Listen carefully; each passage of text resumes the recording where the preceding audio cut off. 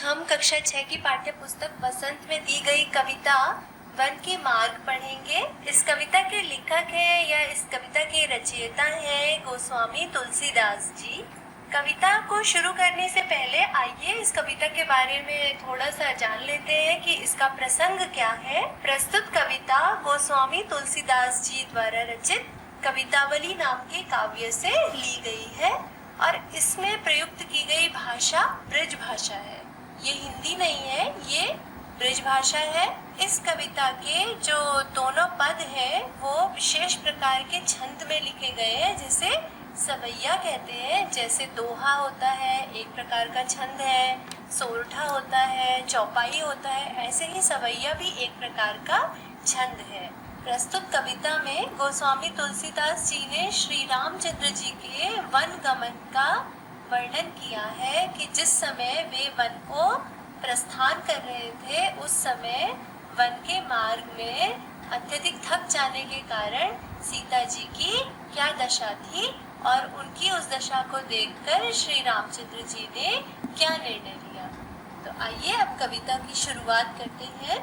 पुरते निकसी रघुबीर बधू, धरि धीर दिए मग में डग द्वे, झलकी भरी भाल कनी जल की, पुट सूख गए मधुराधर वे।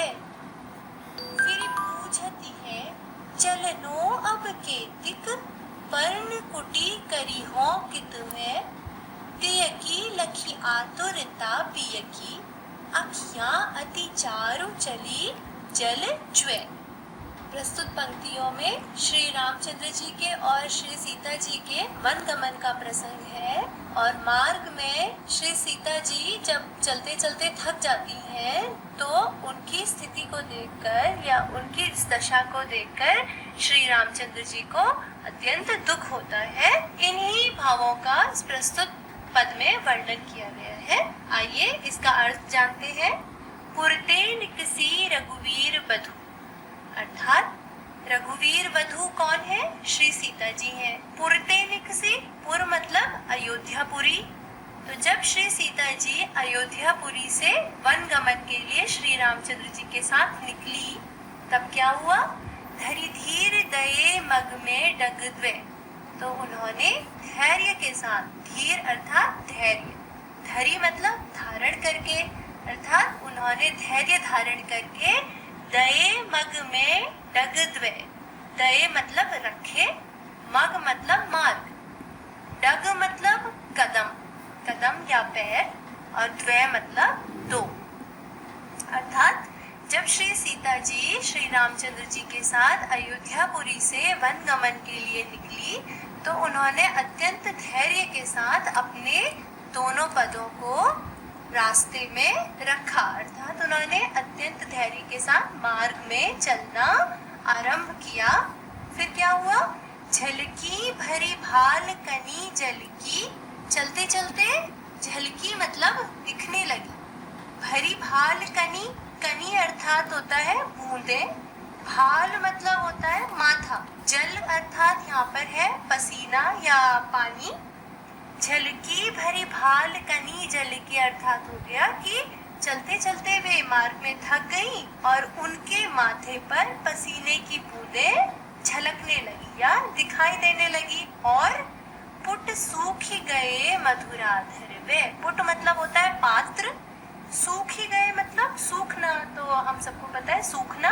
मधुराधर, मधुर और अधर, दो शब्दों से मिलकर ये शब्द बना है मधुराधर।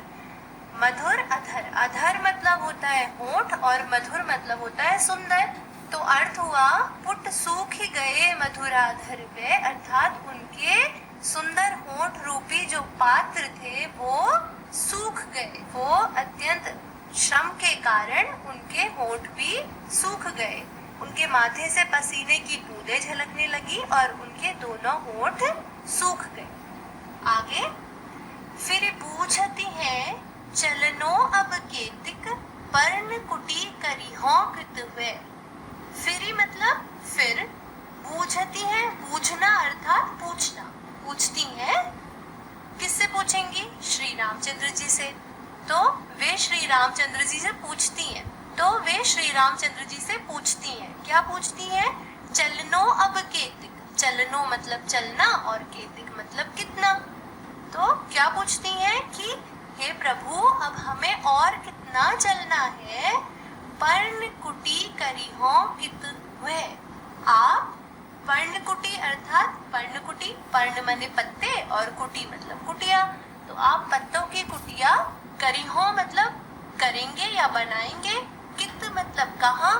तो वे श्री रामचंद्र जी से फिर पूछती हैं कि हे नाथ अब हमें और कितना चलना है, आप पर्णकुटी कहाँ बनाएंगे।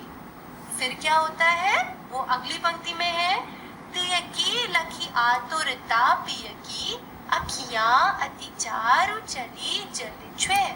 तिय अर्थात पत्नी, लखी अर्थात देखना, आतुरता मतलब व्याकुलता, पिय मतलब हो गए, पिय मतलब स्वामी या पिया, श्री रामचंद्र जी के लिए यहाँ पर प्रयोग किया गया है पिय। तो जब श्री सीता जी ने श्री रामचंद्र जी से ये पूछा कि हे नाथ अब कितना चलना है और आप पर्णकुटी कहाँ बनाएंगे, क्योंकि वे बहुत ज्यादा थक चुकी थी, उनके माथे से पसीने की बूंदें निकल रही थी और उनके दोनों होंठ सूख चुके थे, तो उन्होंने श्री रामचंद्र जी से यही पूछा कि अब कितना चलना है और आप कहाँ पर्णकुटी बनाएंगे। तो अपनी पत्नी, तिय मतलब पत्नी, तो अपनी पत्नी श्री सीता जी की लखी मतलब देखकर, अपनी पत्नी श्री सीता जी की क्या देखकर, आतुरता, आतुरता अर्थात व्याकुलता, प्रिय की मतलब श्री रामचंद्र जी की, तो अपनी पत्नी श्री सीता जी की ये व्याकुलता देखकर या उनको अत्यंत श्रमित या थकी हुई जानकर क्या हुआ, अखियां अति चारु चली जनिछ्वे। अखियां मतलब आंखें, चारु अति चारु मतलब अति मतलब बहुत और चारु मतलब सुंदर, तो अखियां अति चारु मतलब बहुत सुंदर आंखें। चली जल छुए मतलब जल से भर गई या उनसे जल बहने